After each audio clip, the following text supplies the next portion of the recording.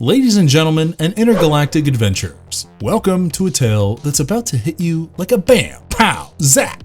Today, we're taking a journey into a universe so fresh, it makes the pages of a mint condition comic book look old. In this cosmic carnival of characters, there's one name that sends shivers down the spines of planets and superheroes alike. Out of the swirling cosmic dust emerges a force to be feared. We're talking about a being whose appetite is hungrier than a black hole and powers so mind-boggling they'd make a supernova jealous. Yep, you guessed it, it's Galactus. We've already delved into the jaw-dropping origin of Galactus, but this time we're going where no one has gone before, his family tree. Sure, we know a lot about our planet-gobbling buddy Galactus by now, but not much is known about his relatives. And that's where we come in, true believers. We've got your back and we're ready to spill the beans on the cosmic lineage of the big bad Galactus. Before we go into our explanation, we have a very small request. If you like our content, please support us by subscribing to our channel. This is a small click for you, but for us it means a lot. Thank you, and let's begin.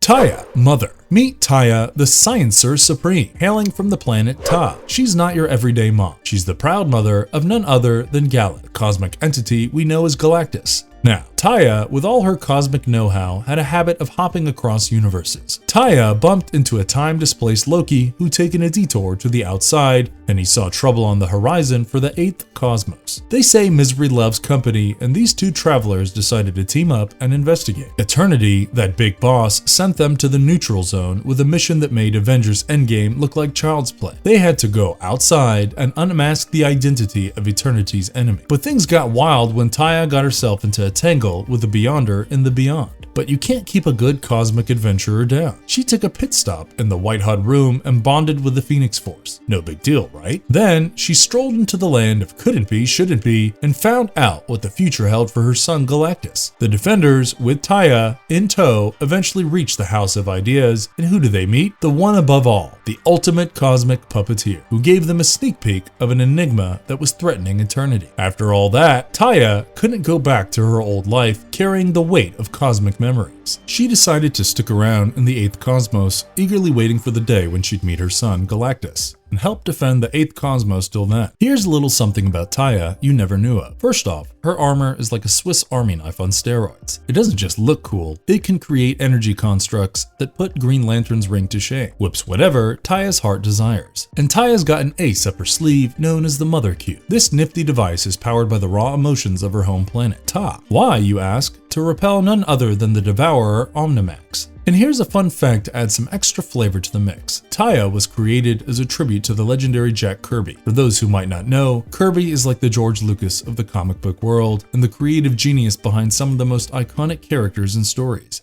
Sentience of the cosmos, alleged creator of Galactus. Imagine an entity so vast, so powerful, that it makes Galactus look like a toddler. This mysterious entity is the embodiment of the 6th cosmos and the 5th multiverse, and it still doesn't have a name. So we'll simply call him To Be Announced, or TBA. Yep, even cosmic entities can be indecisive, it seems. Now, this entity's got quite the resume. Not only is it the inventor of science, Einstein, eat your heart out, but also the mastermind behind the junction to everywhere. He succeeded the sentience of the 5th cosmos and then passed the torch to eternity and infinity. These cosmic entities must have a revolving door policy up there. Just when you thought being a cosmic entity was a lifelong gig, as the multiverse neared its renewal phase, imagine a cosmic reboot, the 6th cosmos decided to mix things up. It merged its essence with the mortal Galactus, a dude from the planet Ta. The result? Galactus, the devourer of worlds. That's right, the unnamed sentience of the cosmos and Gallon became one, birthing a planet-hungry force of nature. But the 6th cosmos met its demise. It was gobbled up by the entity known as Black Winter, which is like Galactus on steroids. It doesn't just eat planets, it chomps on entire universes. In true cosmic fashion, the natural cycle continued and the 7th cosmos stepped in to take the spotlight. As for the 6th cosmos, it packed its bags and headed to the ethereal vacation spot known as the Far Shore, joining the ranks of its cosmic predecessors. But the Eternity War rolled around and the 6th cosmos got an encore. Eternity, the cosmic ringmaster, summoned TBA and its fellow cosmic counterparts to foil the plans of the first firmament, the representation of the original universe that came into being, who was trying to reclaim the title of everything that is. After putting the first firmament in a headlock, the cosmoses decided to take TBA to the next place, presumably for some R&R. It's like a spa day for celestial beings, only with more cosmic smoothies and fewer fluffy robes.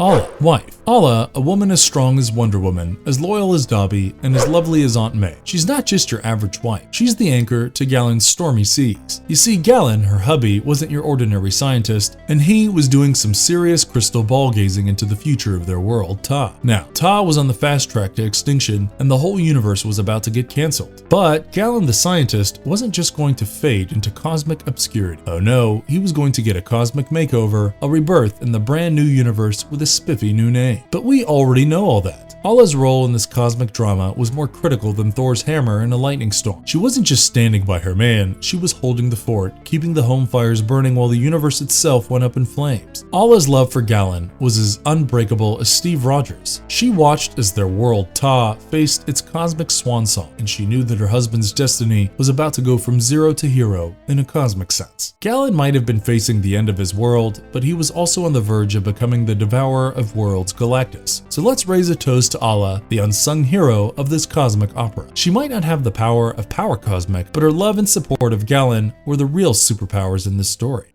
Tyrant, son. In a time long, long ago, the big boss of planet-eating, Galactus, decided to flex his creative muscles and came up with something truly extraordinary. Tyrant, a living machine of cosmic might. But unlike his creator, Tyrant had a hankering for tyranny and conquest. Tyrant's power-hungry escapades didn't go unnoticed though. He stirred up quite the hornet's nest. It didn't take long for word to reach Galactus about Tyrant's little betrayal bonanza. What followed was a cosmic clash that made the Clash of the Titans look like a pillow fight. The two cosmic titans went at it, and their battle unleashed energy so potent that entire galaxies bit the dust. In the end, Galactus barely eked out a victory. He stripped Tyrant of most of his power, reducing him from cosmic conqueror to, well, let's say he was humble. Tyrant got banished to the cosmic equivalent of nowhere, and it seemed like he was out of the picture for good, or so we thought. Tyrant pulled a rabbit out of his hat and returned with a plan to conquer the universe. He went all cosmic kidnapper on several heroes and villains from space, aiming to steal their powers.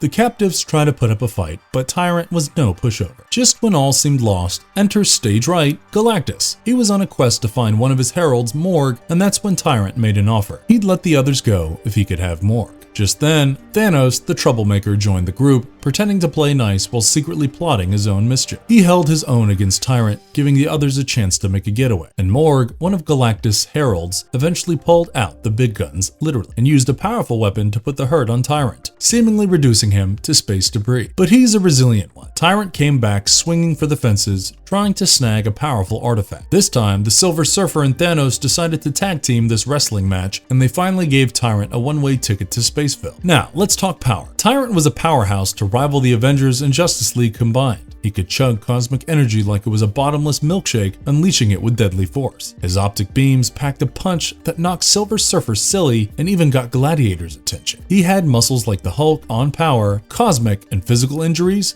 Tyrant laughed at those. He was essentially immortal, and being a biomechanical marvel, Tyrant could control technology with a flick of his pinky. Gus, son. Imagine the most unassuming guy in the Marvel Universe, a fellow named Gus, who's about as likely to be a cosmic heavyweight as Deadpool is to win Employee of the Month. Well, guess what? In the nail-biting conclusion of Damage Control number 5, the curtain is pulled back to reveal that Gus isn't your everyday fellow. He's the son of none other than the planet-guzzling titan himself, Galactus. It all goes down during a corporate meeting at Damage Control where Gus is teetering on the brink of getting the boot for his staggering incompetence. But just when it looks like Gus's resume is about to include unemployed, the Silver Surfer, that shining man of the cosmos, makes a cameo. He drops a bombshell that makes the room's temperature drop faster than Elsa can conjure up a snowstorm. Silver Surfer reveals, and it turns out, that Gus is no ordinary Joe. He's a splinter of primordial cosmic matter that once made up Galactus' helmet. Imagine a piece of the Death Star escaping and ending up at Oberlin College, Gus's alma mater of all places. This cosmic hitchhiker morphed into Gus's human form, and voila. The clumsy everyman we know was in fact a descendant of the intergalactic muncher of planets. And how are they convinced? Well, let's just say Gus's epic appetite was a dead giveaway. The creative minds behind Damage Control decided to have a little fun with Gus's appearance. They designed him to resemble characters from both the American and British versions of The Office, particularly the lovable, bumbling Andy Bernard. You know, the guy who means well but has a knack for finding trouble like a metal detector in a scrapyard? Gus is like a cat that can't avoid walking under ladders. His natural curiosity and charming gullibility constantly land him in hilarious hot water as he tries to find his place at Damage Control. Galacta, daughter. Galacta, or as her friends call her, Golly, the offspring of the universe's resident planet Chomper Galactus. Now I know what you're thinking, Galactus had a daughter? What's next? Thanos hosting a family barbecue? But believe it or not, Golly is a thing, even if her appearances are as rare as a unicorn sighting. Golly doesn't have a laundry list of epic Marvel Universe adventures. She's made just 2 non-canon pit stops in the Marvel Comics landscape. And while her powers are like junior-sized versions of dear old dad's, she's got a unique twist to her story. See, Golly inherited the family appetite, but instead of devouring whole planets like her pop, she's got a taste for cosmic organisms not native to Earth. In Galacta, daughter of Galactus #1, Golly's on a quest to satisfy her munchies, and she ends up crossing paths with none other than the god of thunder himself, Thor. Now if you're hungry and you're checking out the menu, why not start with the most enticing dish, right? Golly lays eyes on Thor's enchanted weapon Mjolnir and calls it the ultimate weapon of its milieu. She's not wrong, that hammer's got more mystical mojo than a Harry Potter. Yep, I said it. She actually considers devouring Mjolnir to quell her appetite. But alas, Golly ultimately decides against going all you can eat on Mjolnir. She realizes it wouldn't be the best move and she'd probably get some pretty nasty indigestion.